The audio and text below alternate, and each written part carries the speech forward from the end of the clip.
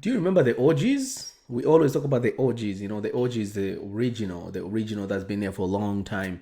When it comes to human hierarchy, we always talk about OGs. But do you also know in investment there's OG before blown up all these cover call ETF and all these income funds. There were some um, funds that have been there forever before your grand parent was born. That's just a joke. But in all seriousness, this thing has been around for a long time. So today, on this series of comparison between two funds, I'm going to talk on two funds that have been there forever and they've been paying dividends. These are more reliable. We're gonna look into them. We're gonna look into their fees, their structures, the way they pay dividends and how much, and the yield and performance. And we're gonna go to Scorecard and see which one of these two are suitable for your money to invest in. Okay, so let's go. So today we are looking at on this two legendary fund, Canoe Income Fund and Dividend 15 Split Corp. So when you look at these two, I mean, of course there's comparison and there's also differences between the two funds. We look at the let's go deep details on the Canoe itself, because I've made a full video on this, and if you wanna check a full video made on this Dividend 15 Split Core, check the link below. You'd see everything you have to know about this one. Fund profile. Asset, it's equity, of course. Inception, it's August 1997. Currency, it's Canadian, of course. Asset under management, 2.23 billion, 225 or 223. Last I checked on the other website, updated today, is about 2.4. Distribution is 10 cents per unit, equated to about 8%. Distribution frequency is monthly. Investment objective of Canoe Income Fund is to maximize monthly distribution and maximize net asset value while maintaining and expanding diversified investment portfolio. Annual compound return has returned about 9.5% since inception, which outpace the TSX, which has only returned about 7%. So this fund is doing great, more than the Canadian market. We look at the fund MER is 133, but when you look at everything included is about 198%. So it's a little bit on high end when it comes to fees. Ticker symbol is EIT.UN/T. Toronto, 52-week high was 1489, lowest was 1204. This is including, of course, current market condition we had right now. I mean, almost recession type. When it comes to fund value, net asset value at the moment is 1370. Market price is 1359. So this is pretty good, because the unit is lower than the value itself, which is a pretty good. You don't want to see the price is higher than the net asset value. So the premium is minus 8 cents. Current yield is about 883. Total holding of the fund, it has 25 stocks of different company, including Canada and US, and also international. When we look at the sector diversification, we have energy, we have financial, we have healthcare, we have material, we have industrial, consumer discretionary, consumer staples, communication services, and real estate. So these are about 8 sectors, right, of the economy. When we go to the growth of $10,000, that would have been since 1998. It would have been if you invested only $10,000 and you invested dividend, you would have over 100,000 today. We look at asset allocation. We have Canadian equity, we have United States equity about 39%, foreign equity about 8%. Canadian fixed income is very little, less than 1%.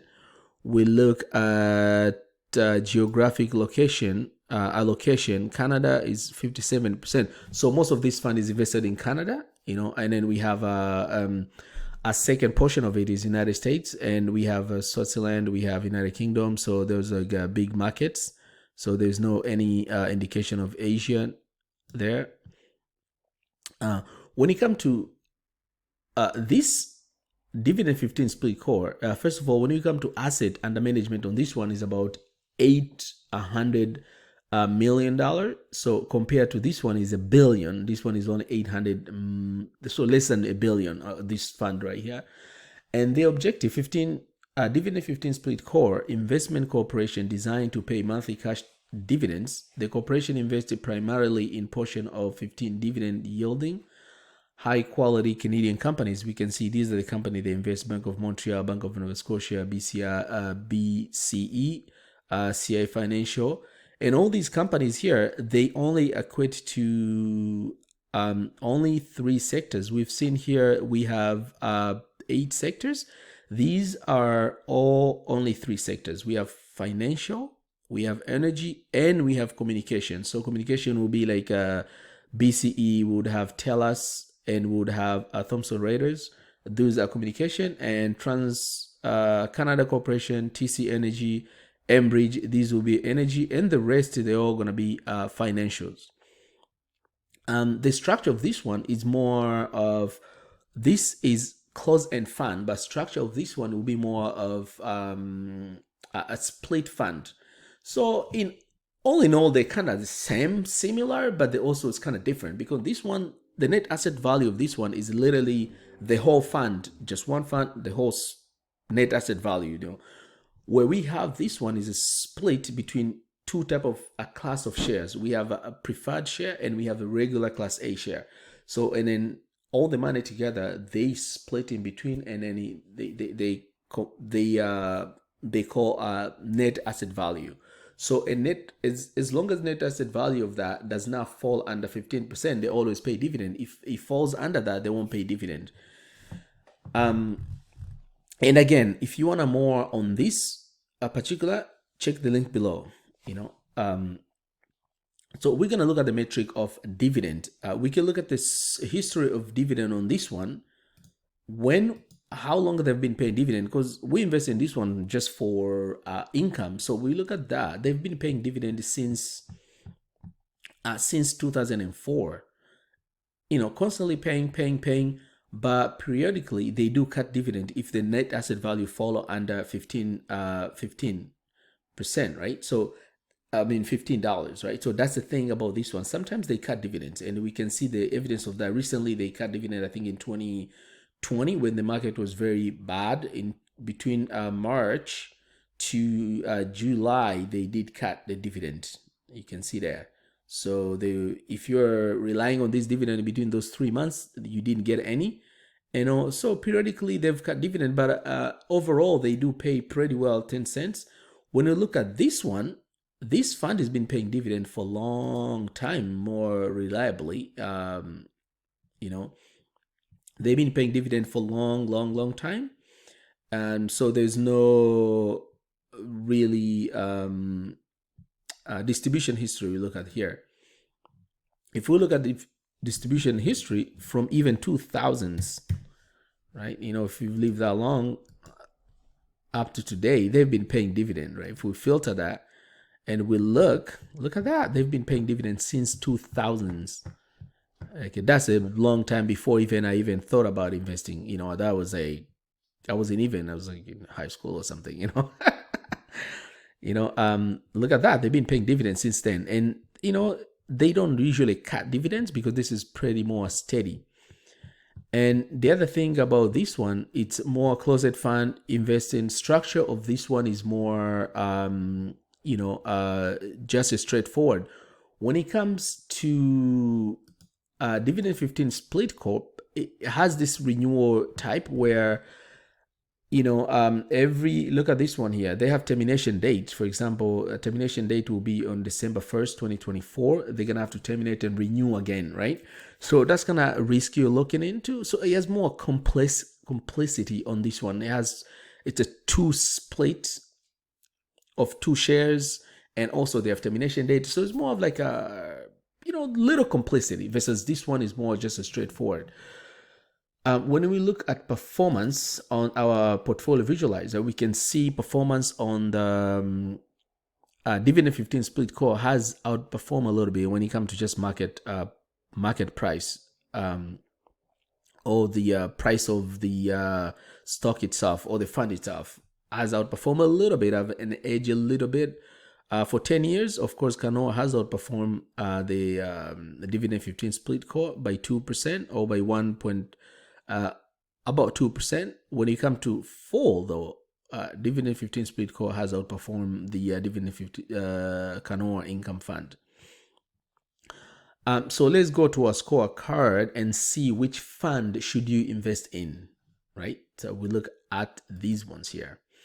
So when you look at the strategy, they're all actively managed, so they're pretty much equal, and they're medium risk. When it comes to fees, of course, this one, EIT has more. It's at 188%, almost 2%. This one is 115. So when it comes to fees is a little bit less on DFN, where this one is higher. So DFN here has an edge when it comes to fees. When it comes to diversification, of course, this DFN has only 15 stocks, where this one has 25 stocks. So the edge here goes to EIT. When it comes to performance, they're almost the same, but DFN, because of its highest dividend, it has a little bit outpaced the EIT. So DFN here wins. When it comes to category of yield, how much they're paying dividend, this one, of course, they're all 10 cents, but the 15% yield on this one is a little bit higher, of course, than the 8% we have from the EIT. So the DFN wins on this category. When it comes to reliability, they've been paying consistently dividend. EIT here wins with no problem, because they pay dividend all the time and they don't cut dividend, where DFN, of course, has cut dividend periodically when it comes their NAV fall below 15. And also the complexity of it, they have like these termination dates where they have to terminate and renew and all that stuff like that. So it's kind of complex, and that make it EIT wins in this category. When it comes to size, which one has the bigger fund? Because the more money you have, of course, the more reliable and the more things you can do with your funds, right? So this EIT, of course, win. It has about 2 billion versus 8 billion. EIT wins. So all in all, we have DFN at 4 points, EIT at 4 points, and the winner is, we call it a draw. So there's nothing, you can go wrong investing in either of these funds, because they're both really good. They're both diversified in their own right, on their own way. But me personally, I actually, maybe if I invested just in these two, maybe I can split my money 50-50. How about that? I think that would be good. But also you can check other videos on other type of investment we have covered called ETF. I think this is a game changer. These are the one I personally prefer. HYLD, I made a video on this. There's HCall. This is a bank, and so many more. And I'm going to make more video. And if it's your first time, please subscribe. Please make sure you leave a comment and let me know which other funds you want me to compare. That's it. Till we meet again. Bye-bye.